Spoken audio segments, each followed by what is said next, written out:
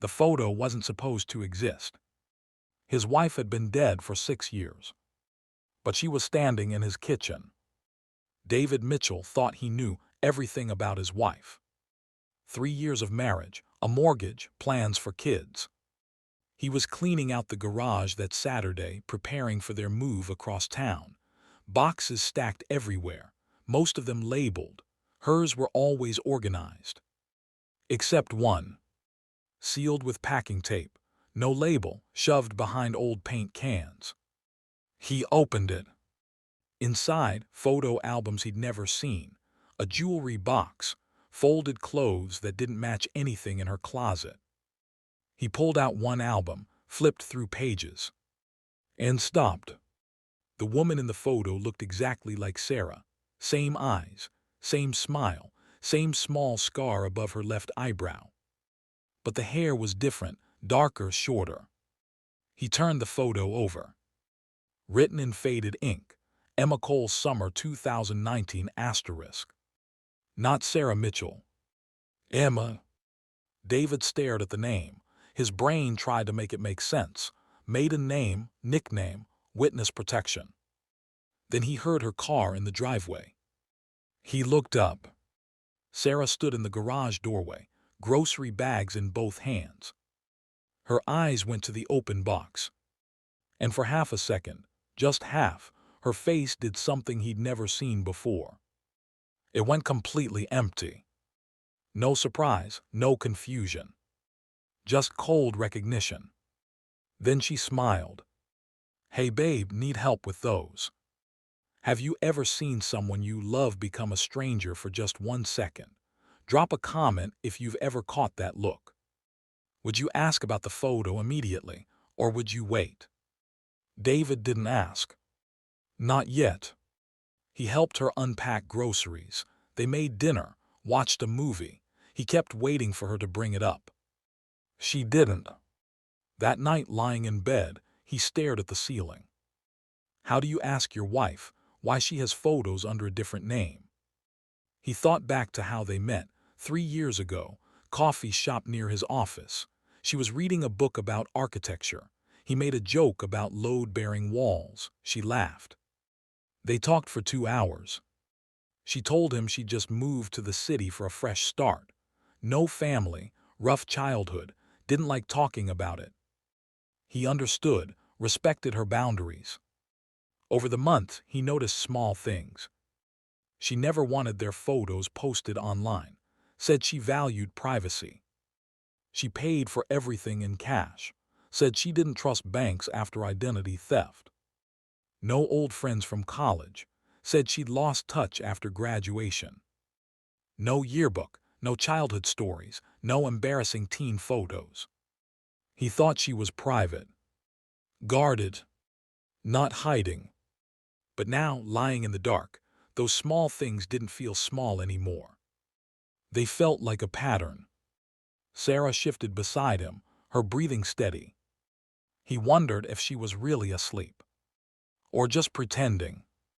Comment below, what's the weirdest thing your partner never explained? Sometimes we ignore what we should examine. How many red flags does love make you ignore? David waited until Sarah left for work Monday morning. Kissed her goodbye at the door, watched her drive away. Then he went straight to his laptop. His hands hovered over the keyboard. He typed Emma Cole 2019.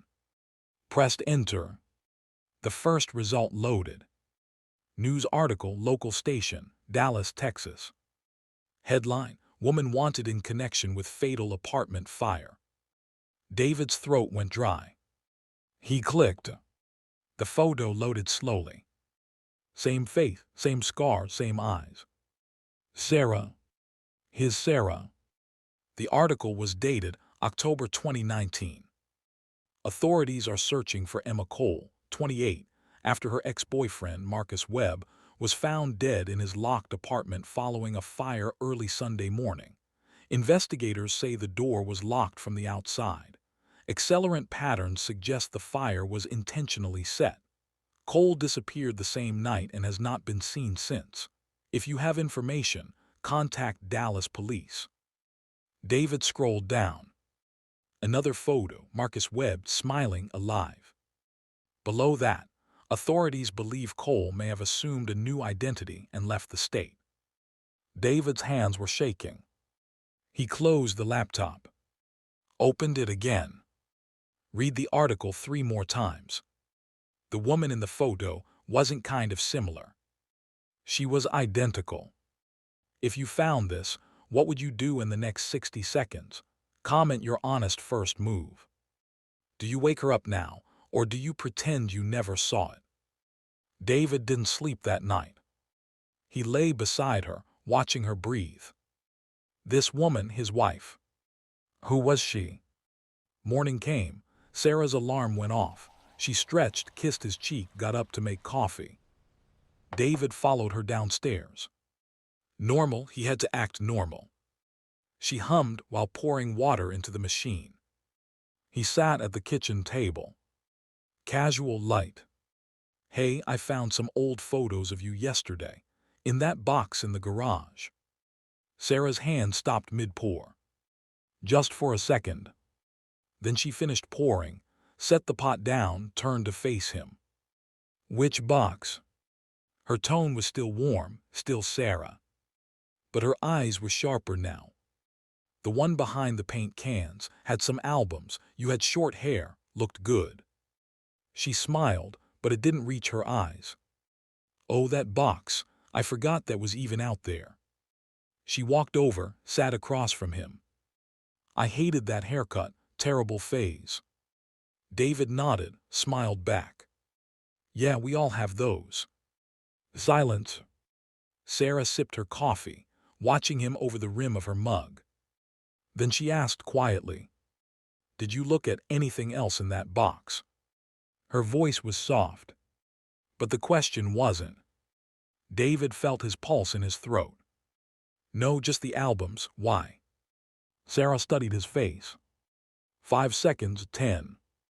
Then she shrugged. No reason, just some personal stuff in there. Old journals, embarrassing teenage poetry. She laughed, but her hand stayed tense on the counter. David could see it, the way her fingers pressed into the marble. She was calculating something, deciding something. I should probably throw that stuff out, she said. Yeah, David said, probably. But neither of them moved. She knows that he knows something. Comment if you've ever been in a conversation where both people are lying. Is it worse to confront a liar or to become one yourself? Sarah left for work 20 minutes later. David watched her car disappear down the street. Then he ran to the garage. The box was still there, exactly where he'd left it. He pulled everything out. Photo albums, clothes, jewelry. Then at the bottom, wrapped in a towel, a fake ID, California driver's license, different name, Rachel Owens. A prepaid cell phone, flip phone, old model, one contact saved if emergency only. An envelope thick, he opened it. Cash $100 bills, he counted. $8,000. His hands were shaking again. He kept digging. A manila folder. Inside, documents. Birth certificate, social security card, lease agreement. All of them said Sarah Mitchell. All of them dated March 2020. 6 months after Emma Cole disappeared. David pulled out his phone. Photographed everything, hands trembling, click, click, click. The IDs, the cash, the documents. Then he heard it. A car door. Outside. He looked through the garage window. Sarah's car, in the driveway. She was home. He just became the only person who knows. Comment, does documenting evidence make you complicit? Would you call the police now, or would you need to hear her side first? David barely had time to shove everything back into the box. Sarah walked into the garage. Forgot my laptop, she said.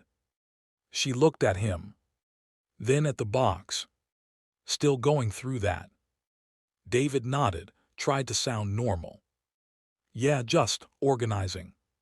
Sarah walked closer, looked down at the box, then back at him. David. Her voice was different now. Quiet, steady. What did you find? He could have lied, should have lied. But he was tired. Tired of pretending. I know who Emma Cole is. Silence. Sarah didn't blink, didn't move. Then she nodded slowly. Okay. Not a denial. Not panic. Just okay. She sat down on an old lawn chair, gestured to another one. Sit. David sat. Sarah looked at her hands, then at him. I was going to tell you, eventually. When? I don't know, when it felt safe. Safe from what? Sarah's jaw tightened. From being found. David's chest felt tight. You killed someone. I survived someone, she corrected. There's a difference. She leaned forward, elbows on her knees. Marcus was. He wasn't who people thought he was, nice guy at work, charming, everyone loved him. Her voice went flat. But at home he was different, controlling, jealous, violent. David's stomach twisted. He wouldn't let me leave, said if I tried he'd kill me, and I believed him because he'd come close before. She looked up, tears in her eyes now. That night I fought back. He came at me. I grabbed the first thing I could, a lamp, hit him, he fell, hit his head on the corner of the coffee table. Her voice cracked. I didn't mean to kill him, but when I checked, he wasn't breathing. She wiped her eyes. I panicked. I knew no one would believe me. He had friends, family, I had nobody, so I made it look like an accident, set a small fire, locked the door from outside, and I ran. She reached for David's hand. He didn't pull away. I became Sarah so I could finally live, so I could finally be safe. She squeezed his hand. So we could be safe. David looked at her. His wife. Emma. Sarah. Whoever she was. And he wanted to believe her. She's either telling the truth or she's the best liar he's ever met. Comment which one you believe. If someone you loved killed in self-defense and ran, would you help them hide? David told Sarah he needed time to think. She nodded, said she understood. Went inside to make dinner. David stayed in the garage. Pulled out his phone. Searched again. This time he dug deeper. Found an interview with Marcus Webb's sister, posted 2 weeks after his death. Marcus was terrified of Emma. He filed a restraining order against her 2 weeks before he died. She kept showing up at his apartment, at his work, sending threatening messages. He told me, if something happens to me, it's her. David's stomach dropped. He kept reading. Police report summary, fire investigation findings. Door locked from exterior with deadbolt. Victim found near rear exit. Accelerant pattern indicates pre-planning. Gasoline poured along baseboards and doorways. This was not a crime of passion. This was methodical. Another detail. Victim's phone records show 17 missed calls from Cole in the hours before the fire. Final text message from Cole sent at 11:47 p.m. You'll regret what you did. David scrolled faster. Found a quote from the lead detective. This wasn't self-defense. This was execution. We believe Cole planned this for at least several days. She's dangerous and she's still out there. David sat back. His wife's story.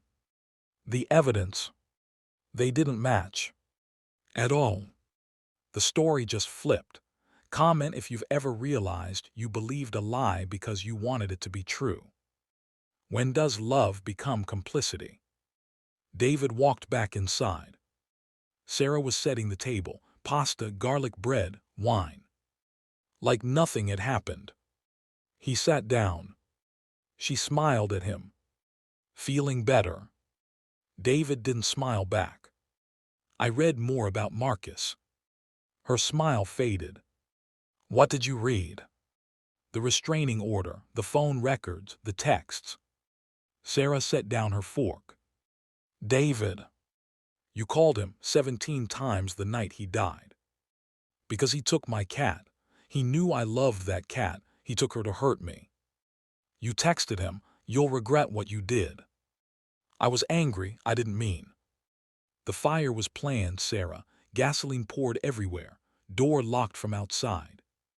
Silence. Sarah stared at him. Then her face changed. The warmth drained out of it. She leaned back in her chair, crossed her arms. So you think I'm lying?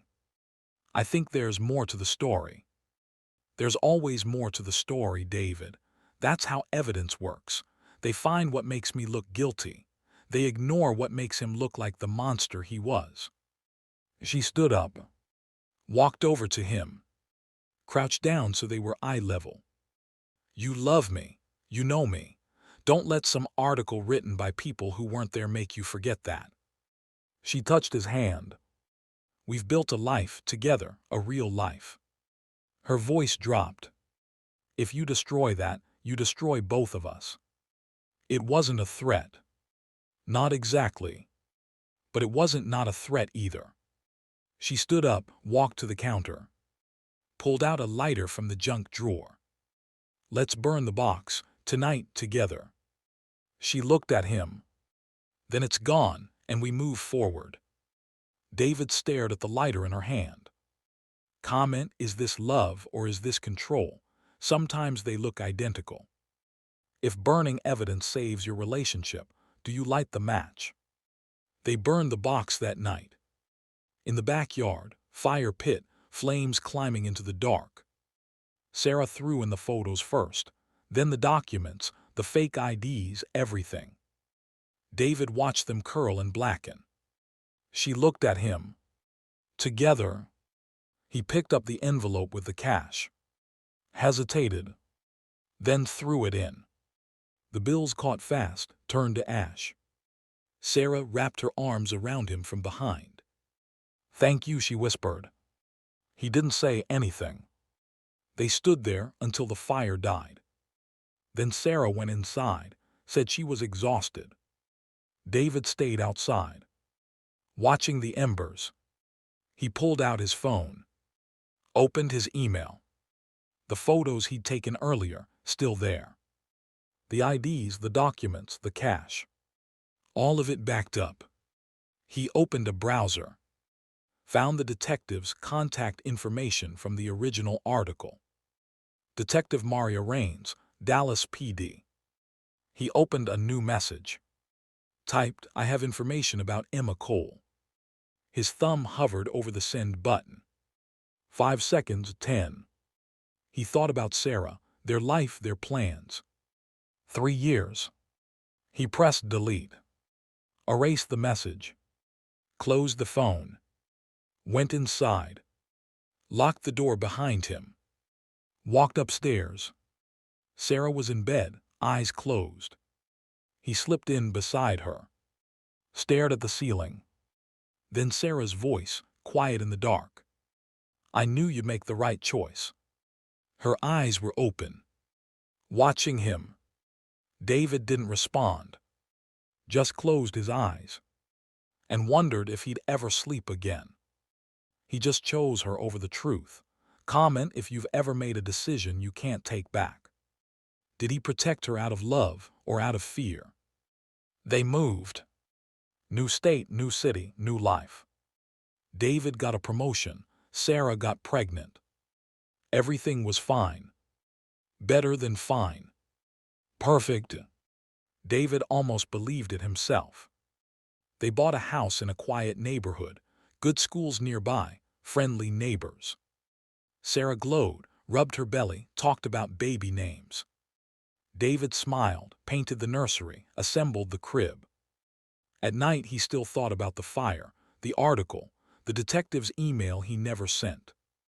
But less often now. Maybe Sarah was right. Maybe the past didn't matter if you built something real in the present. One Saturday morning, David was mowing the front lawn. A man across the street waved at him. "New neighbor, just moved in last week."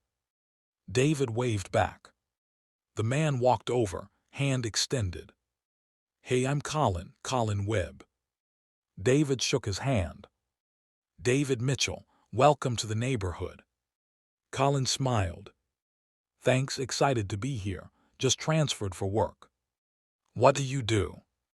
"Private investigator, cold cases mostly." David's chest tightened. "Interesting work."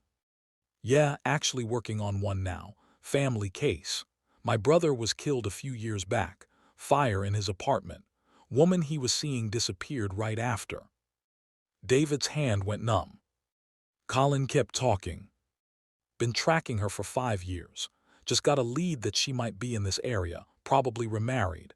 New name, new life." He looked at David. "You ever hear about something like that? Woman named Emma Cole."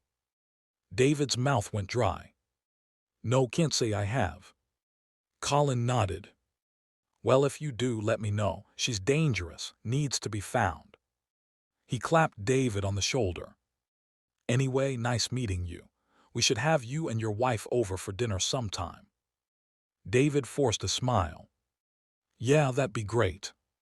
Colin walked back to his house. David stood there, frozen. Inside, through the window, he could see Sarah in the kitchen. She was humming, making lunch. She hadn't seen Colin yet. Didn't know. Colin reached his porch, turned back. Waved again. David waved back. And kept smiling. That night, David lay in bed.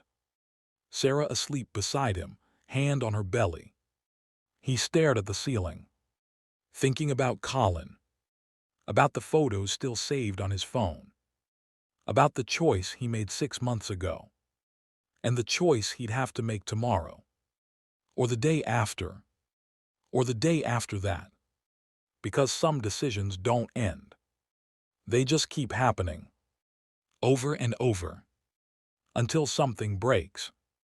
David closed his eyes. And waited for morning. He thought the choice was over. But some decisions just keep making themselves. If this story left you unsettled, you felt what you were supposed to feel. Subscribe if you want more stories that don't let you go. Who's in more danger now, Sarah or David?